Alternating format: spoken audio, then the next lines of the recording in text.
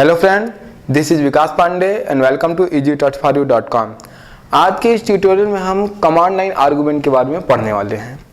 जैसा कि हम सीखा एक जो नॉर्मल प्रोग्राम बनाते हैं तो उसमें जो हम मेन फंक्शन लिखते हैं वो कुछ इस तरीके का होता है। मेन मतलब ये अंदर ब्लैंक होता है। तो कमांड लाइन आर्गुमेंट का मतलब ये होता है कि हम कमांड लाइन पर ऑपरेटिंग सिस्टम से अपने प्रोग्राम को आर्गुमेंट पास कर सकते हैं या वैल्यू पास कर सकते हैं, जिससे प्रोग्राम प्रोसेस करके हमें रिजल्ट देता है। मतलब हम कमांड लाइन पे अपने प्रोग्राम को एग्जीक्यूट करा सकते हैं और उसके नाम के साथ एग्जीक्यूट कराते समय हम उसको इनपुट सप्लाई कर सकते हैं आउटर दूसरे जगह से, मतलब कि कमांड लाइन से या दूसरे ऑपरेटिंग सिस्टम से। सपोज आपका कोई प्रोग्राम है जो कि 2 नंबर ऐड करता है और उसका नाम ऐड है, तो आप कमांड लाइन पे उस तरीके से उसे रन करा सकते हैं। कमांड लाइन जैसे डॉस है ऑपरेटिंग सिस्टम, उसमें मैंने ओपन किया ऐड प्रोग्राम का नाम और उसको 2 वैल्यू सप्लाई किए 10 एंड 20। तो ये 2 वैल्यूज़ उस प्रोग्राम को एज ए इनपुट मिलेंगी और उसके बाद इस पर जो भी ऑपरेशन वो करना चाहे, ऐड करना चाहे या फिर जो भी कोड किया गया हो वो करके फिर वो रिजल्ट या आउटपुट अपना दे सकता है। तो इस तरीके से इस वर्क को करने के लिए यानी कमांड लाइन में प्रोग्राम को रन कराने के लिए हमको मेन के अंदर से 2 आर्गुमेंट पास कराने होते हैं। तो उसके बारे में हम समझ लेते हैं ताकि हम इस प्रोग्राम को कमांड लाइन पर रन करा सके और कमांड लाइन पे दिया गया इनपुट प्रोग्राम द्वारा एक्सेप्ट किया जा सके। इसके लिए हमें मेन के अंदर 2 आर्गुमेंट पास करने की जरूरत होती है। पहला है ARGC यानी आर्गुमेंट काउंटर। दूसरा है, ये इंटीजर टाइप का होता है क्योंकि आर्गुमेंट को काउंट करता है। और दूसरा है ARGV यानी आर्गुमेंट वेक्टर। तो यहाँ पर जो पहला है आर्गुमेंट वो इंटीजर टाइप का होता है क्योंकि ये आर्गुमेंट को काउंट करता है। इसके काउंटिंग में प्रोग्राम का नाम भी इंक्लूड होता है। जैसे मैंने अभी लिखा प्रोग्राम का नाम ऐड, उसके बाद 10 और 20, तो इसके लिए कुल मिला के 3 आर्गुमेंट हुए। तो इस तरीके से आर्गुमेंट काउंटर को अगर हम प्रिंट कराते हैं कितने आर्गुमेंट है तो नंबर ऑफ आर्गुमेंट वो 3 होंगे क्योंकि वो प्रोग्राम का नाम भी इंक्लूड करता है। यहाँ पर ARGV दिए गए आर्गुमेंट को स्टोर करने के लिए यूज़ किया जाता है। ये कैरेक्टर टाइप का कैरेक्टर पॉइंटर का एरे होता है। मीन्स हमको इस तरीके से इसको बनाना पड़ता है कैरेक्टर पॉइंटर का एरे। इस तरीके से आर्गुमेंट काउंटर का काम जहाँ पर आर्गुमेंट की संख्या को स्टोर करना है, वहाँ पर ARGV यानी आर्गुमेंट वेक्टर का काम है दिए गए आर्गुमेंट को स्टोर करना, जो कि कैरेक्टर के पॉइंटर का एक एरे है, कैरेक्टर पॉइंटर का एरे है। तो आज हम इस प्रोग्राम में एक छोटा सा प्रोग्राम देखेंगे और देखेंगे कि किस तरीके से हम ऐसा प्रोग्राम बना सकते हैं जिसे कमांड लाइन पर एग्जीक्यूट करा सकता है, कमांड लाइन पे जिस पे इनपुट सप्लाई किया जा सकता है। तो इसके लिए हमको मेन के अंदर ये 2 आर्गुमेंट पास करने होंगे, आर्गुमेंट काउंटर जो कि इंटीजर है और आर्गुमेंट वेक्टर जो कि कैरेक्टर पॉइंटर का एरे है। दोनों के काम मैंने अभी आपको बताया। स्टार्ट करते हैं प्रोग्राम। हम जो अभी मैं प्रोग्राम बनाने वाला हूँ ये बहुत ही सिंपल प्रोग्राम है। इसमें यूज़र आर्गुमेंट सप्लाई करेगा, जो भी आर्गुमेंट देगा वो स्क्रीन पे हम प्रिंट कराएंगे कि यूज़र द्वारा कौन कौन से आर्गुमेंट दिए गए हैं कमांड लाइन पे। तो स्टार्ट करते हैं अपना प्रोग्राम। सबसे पहले हेडर फाइल लगाते हैं हम, हैज़ इंक्लूड stdio.h। इसी तरीके से has include conio.h। Main function से स्टार्ट करते हैं। मेन पहले हम जब मेन फंक्शन लिखते थे तो वो ब्लैंक होता था, खाली होता था। लेकिन अगर मैं यहाँ पे बात करूँ मेन फंक्शन का, तो मेन फंक्शन जो है उसके अंदर हम 2 आर्गुमेंट पास करेंगे।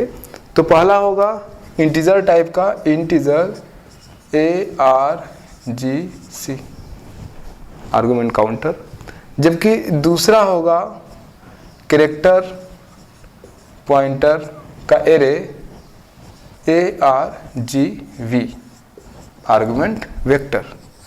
जैसा मैंने आपको बताया कि आर्गुमेंट काउंटर प्रोग्राम के नाम के साथ पूरे आर्गुमेंट काउंट करता है। सपोज मैंने लिखा ऐड 10 20, तो यहाँ 10 20 इसके लिए इनपुट है, लेकिन प्रोग्राम के नाम के साथ उसका काउंटर की वैल्यू होगी, उसके काउंटर की वैल्यू होगी 3। ARGV में जो फर्स्ट वैल्यू यानी जो फर्स्ट आर्गुमेंट स्टोर होता है वो प्रोग्राम का नाम ही होता है, क्योंकि जब हम ऐसे प्रोग्राम को रन कराते हैं तो पहले प्रोग्राम का नाम फिर इनपुट लिखते हैं। तो इसका जो पहला एलिमेंट होता है ARGV का, वो प्रोग्राम का नाम होता है। तो हमको यहाँ पर प्रोग्राम बनाना है कि यूज़र द्वारा जो भी आर्गुमेंट दिया जाएगा कमांड लाइन पर, वो आर्गुमेंट स्क्रीन पर प्रिंट होगा कि उन्होंने क्या आर्गुमेंट दिए, और बाद में आप चाहे तो उन आर्गुमेंट को प्रोग्राम में भी यूज़ कर सकते हैं। तो यहाँ पर मैं ये प्रोग्राम बनाने के लिए आर्गुमेंट काउंटर जो कि ARGC बना है, आर्गुमेंट वेक्टर का यूज़ कर रहा हूँ। तो सबसे पहले यहाँ पर जो भी इनपुट सप्लाई किया जाएगा उसको प्रिंट करने के लिए हमको जो भी इनपुट दिया गया यानी आर्गुमेंट दिया गया उसकी संख्या की ज़रूरत होगी कि कितने इनपुट दिए गए, तो वो ARGC में होता है। तो सबसे पहले हम उसको प्रिंट करा लेते हैं। printf, अब यहाँ पर हम प्रिंट करा लेते हैं कि आर्गुमेंट की संख्या कितनी है, number of arguments, number of arguments %d, comma ये संख्या होगी ARGC की, तो हम लिखेंगे ARGC। तो आप जो भी आर्गुमेंट देंगे वो आपका आर्गुमेंट प्रिंट होगा, मतलब उसकी संख्या प्रिंट होगी।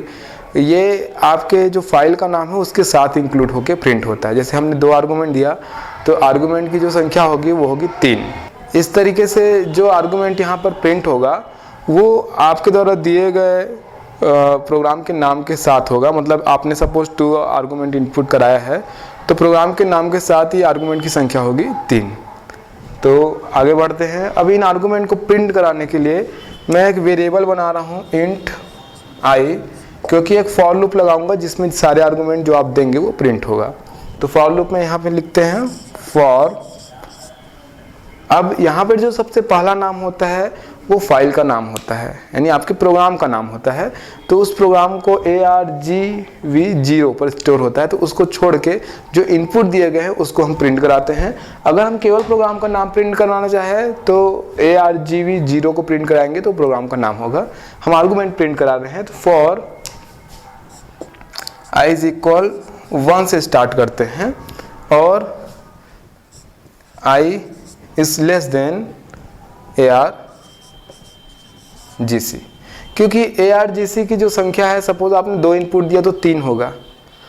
तो एक वहाँ पर आपका पहला आर्गुमेंट स्टोर हुआ है, उसको छोड़ के हमको 1 से लेते हुए और उसके जो आर्गुमेंट्स हैं पूरे वो प्रिंट कराने हैं। तो सपोज आपने 3 इनपुट किया है तो आर्गुमेंट की संख्या होगी 4। तो हमको 1 से 0 को हम छोड़ रहे हैं क्योंकि प्रोग्राम का नाम है।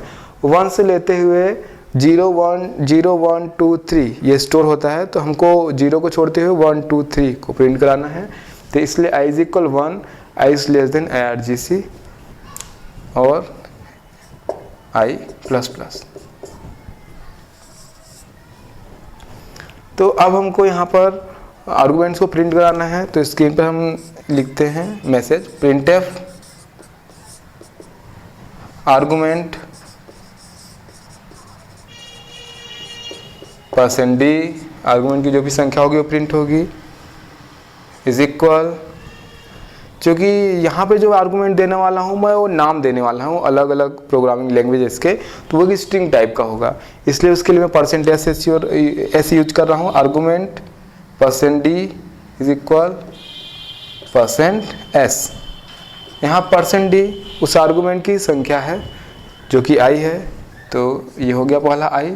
और दूसरा %s वो आर्गुमेंट्स है जो मैं वहाँ सप्लाई करूँगा, तो वो ARGV के लिए है। तो मैं यहाँ पे लिखूँगा ARGV और सबस्क्रिप्ट की संख्या i।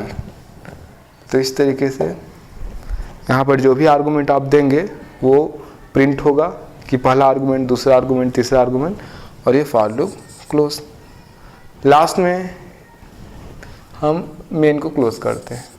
तो इस तरीके से ये प्रोग्राम जो है ये कमांड लाइन आर्गुमेंट का प्रोग्राम है।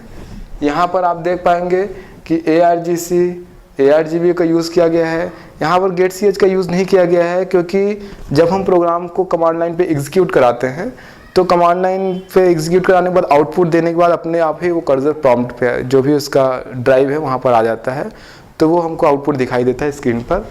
तो यहाँ पे देखिए ये जो भी आप आर्गुमेंट सप्लाई करेंगे रन टाइम पर उनकी संख्या प्रिंट होगी और साथ में वो आर्गुमेंट प्रिंट होंगे जो आपने दिया है। तो इसको रन कराने का तरीका क्या है कि इस प्रोग्राम को हम कोई भी नाम दे के स्टोर करते हैं। सपोज हमने स्टेप 1 प्रोग्राम को नाम दिया add.c, तो ये प्रोग्राम इस नाम से स्टोर हो जाएगा।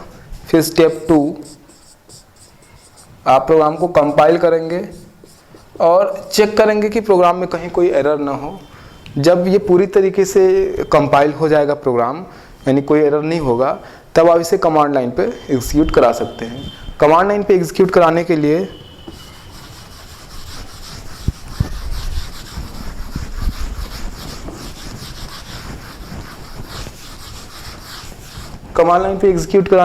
जब हम कमांड लाइन पे एग्जीक्यूट कराएंगे, सपोज डी ड्राइव पे रखा हुआ है प्रोग्राम और डी ड्राइव पे हम अगर एग्जीक्यूट करा रहे हैं तो डॉस प्रॉम्प्ट में डी ड्राइव पे जाएंगे। सबसे पहले लिखेंगे हम प्रोग्राम का नाम, जैसे मैंने लिखा प्रोग्राम का नाम ऐड। उसके बाद जो आप अब इनपुट देंगे वो प्रोग्राम के लिए इनपुट के रूप में होगा, आर्गूमेंट के रूप में। जैसे मैंने दिया C++, VB, ये इनपुट दिया और एंटर किया, तो जो हमारा आउटपुट होगा, जो अभी मैंने प्रोग्राम लिखा उसमें आउटपुट होगा नंबर ऑफ आर्गुमेंट्स। यहाँ पे जो नंबर ऑफ आर्गुमेंट्स प्रिंट होगा वो होगा 4, क्योंकि ये दिया गया आर्गुमेंट 1, 2, 3 इसको भी लेता है और साथ में जो आपने नाम दिया है, जो भी आपने नाम दिया हो, इसको भी आर्गुमेंट के रूप में लेता है। उसके बाद यहाँ पे आर्गुमेंट्स प्रिंट होंगे, आर्गुमेंट 1 C, इसी तरीके से आर्गुमेंट 2 C++ और आर्गुमेंट 3 VB। तो ये हमारे द्वारा बनाए गए प्रोग्राम का आउटपुट होगा। तो इसी तरीके से यहाँ तो मैंने स्ट्रिंग दिया हुआ है, इसी तरीके से आप यहाँ पे नंबर्स को भी एज ए इनपुट ले सकते हैं प्रोग्राम में और उसको प्रोग्राम में यूज़ कर सकते हैं। अगर मान लीजिए ये ऐड का प्रोग्राम होता, वैसे ये प्रोग्राम तो ऐड का नहीं है, ये तो मैसेज डिस्प्ले कराने का प्रोग्राम है। आप मैसेज या किसी भी नाम से स्टोर करते हैं, जिस नाम से स्टोर करते हैं आप एग्जीक्यूट कराते समय वही नाम देंगे। मान लीजिए ये एडिशन का प्रोग्राम होता तो हम यहाँ पे ऐड 10 और 20 नंबर सप्लाई करते हैं और इन आर्गूमेंट्स को प्रोग्राम में यूज़ किया जा सकता है। लेकिन अगर हम इंटीजर वैल्यू जब सप्लाई करते हैं तो चूँकि वो ARGV यानी कैरेक्टर पॉइंटर के 1D एरे में स्टोर होता है, तो उसको हमको फिर से इंटीजर में कन्वर्ट करना होता है। इसके लिए हम फंक्शन का यूज़ करते हैं जिससे हम इंटीजर को स्ट्रिंग से फिर से इंटीजर में कन्वर्ट करते हैं और प्रोग्राम में यूज कर सकते हैं। तो इस तरीके से आज के इस प्रोग्राम में हमने कमांड लाइन आर्गूमेंट के बारे में पढ़ा कि किस तरीके से कमांड लाइन आर्गूमेंट्स का यूज़ हम C प्रोग्राम के लिए कर सकते हैं। आज के लिए इतना ही, आगे हम और भी C के प्रोग्राम समझेंगे। तब तक के लिए आप हमारी वेबसाइट easy.for.com पे लॉगिन कर सकते हैं। तब तक के लिए बाय।